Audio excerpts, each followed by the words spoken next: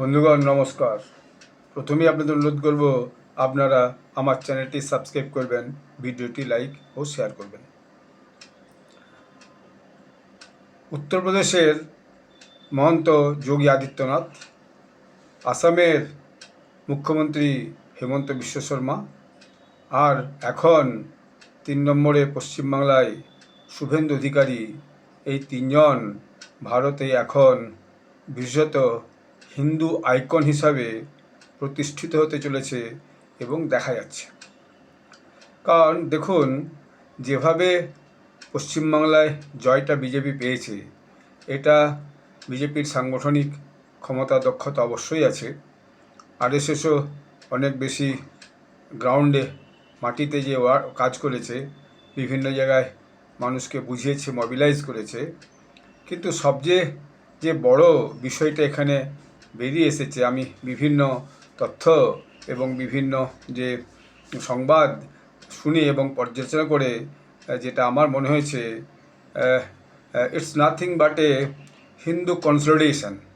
অর্থাৎ সমস্ত হিন্দুরা প্রায় এক হয়ে গেছে, এক হয়ে যে বিজেপির পক্ষে ভোট করেছে।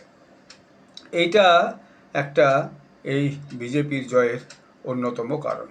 অর্থাৎ পশ্চিমবাংলায় দীর্ঘ প্রায় 49-50 বছর পর একটা হিন্দু জাগরণের আবহাওয়া কিন্তু পরিলক্ষিত হয়েছে।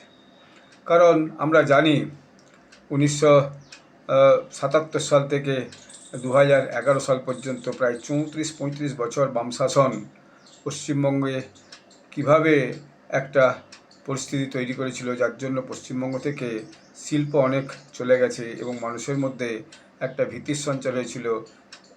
আর মানে ল্যান্ড রিফর্ম, ভূমি সংস্কারের নামে যে ক্ষুদ্র মধ্যবিত্ত কৃষক, তাদের জমি যেভাবে দখল করে নেওয়া ছিল, সেটা কিন্তু তখনই মানুষ ভালোভাবে নেয়নি এবং বহু মানুষকে সেই সময় কিন্তু বামফ্রন্ট অত্যাচার করেছে। ফলে দেখা গেল একটা সময়ে তাদের প্রতি মানুষের যে দেশ, সেই দেশটা কিন্তু ভীষণভাবে প্রকট হয়েছিল। যার ফলে 2011 সালে মমতা ব্যানার্জির নেতৃত্বে পশ্চিমবাংলায় টিএমসি সরকার হয়েছিল। তিনি মানুষের কাছে অনেক আশা ভরসা জাগিয়েছিলেন, মানুষ তাকে দুহাত তুলে কিন্তু সমর্থন করেছিল। কিন্তু তার যে 15 বছরের শাসন, এই 15 বছরের শাসনে মানুষ বিভিন্ন কারণে বীতশ্রদ্ধ হয়েছে। সেই কারণগুলো আপনারা এর মধ্যে শুনেছেন, বহু আলোচিত বিষয়। সমস্ত ইউটিউব মিডিয়া বলুন, টেলিভিশন মিডিয়া বলুন, এবং হোয়াটসঅ্যাপে যে সমস্ত খবর চলে, বা বিভিন্ন ইনস্টাগ্রাম, ফেসবুক এসবে যে সমস্ত তথ্য খবর চলে, সেগুলো আজকাল কারো কাছে আর বাকি নেই। আমি কেন বললাম যে এই তিনজন এখন হিন্দুত্ব আইকন হয়ে দাঁড়িয়েছেন? কারণ এখন দেখা যাচ্ছে যে শুভেন্দু অধিকারী প্রথম থেকেই হিন্দু জাগরণ, হিন্দুত্বের উপর জোর দিয়ে কিন্তু কাজ করেছেন এবং সারা পশ্চিমবাংলা ঘুরে ঘুরে তিনি সবাইকে বোঝানোর চেষ্টা করেছেন যে হিন্দুদিকে একত্রিত হওয়া দরকার। বিভিন্ন মন্দিরে গেছেন, বিভিন্ন ধর্মস্থানে গেছেন, বিশেষত মন্দির এবং যে মন্দির যে সংশ্লিষ্ট যে সমস্ত ধর্মস্থান আছে, মানে ধরুন ওই বড়মার ধর্মস্থান, এর বাইরে চৈতন্য দেবের যে ধর্মস্থান, এর বাইরে মহাবীরজির মন্দির, অন্যান্য যে সমস্ত ধর্মস্থান মানুষের বিশ্বাসের আছে, সেই বিশ্বাসটা তিনি কিন্তু অর্জন করতে পেরেছেন। আরেকটা জিনিস করেছিলেন তিনি, সেটা আমার মনে হয়েছে এই মুহূর্তে, আমি অনেক বিশ্লেষণ করে, তিনি একটা জিনিস বুঝেছিলেন যে ভোট পেতে গেলে আসলে যে এলাকায় ভোট পেতে হবে, যে সম্প্রদায়ের মধ্যে ভোট পেতে হবে, সেখানকার যে লোকাল স্থানীয় নেতৃত্ব, যারা সেখানকার মানুষকে মোবিলাইজ করতে পারে বিজেপির পক্ষে, সেই সমস্ত যে স্থানীয় লিডার, সেই লিডারদের দিকে কিন্তু অ্যাক্টিভেট করতে পেরেছিলেন।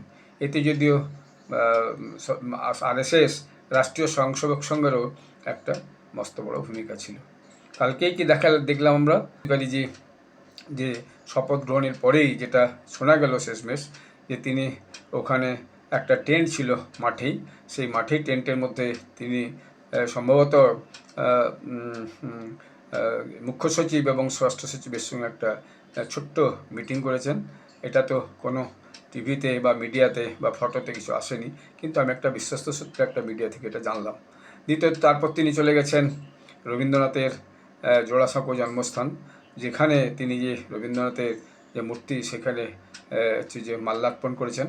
কারণ তিনি জানেন যে রবীন্দ্রনাথ ভারতীয় সংস্কৃতি তথা বাংলার সংস্কৃতির সঙ্গে ওতপ্রোতভাবে যুক্ত এবং বাংলায় লক্ষ লক্ষ মানুষ রবীন্দ্রপ্রেমী।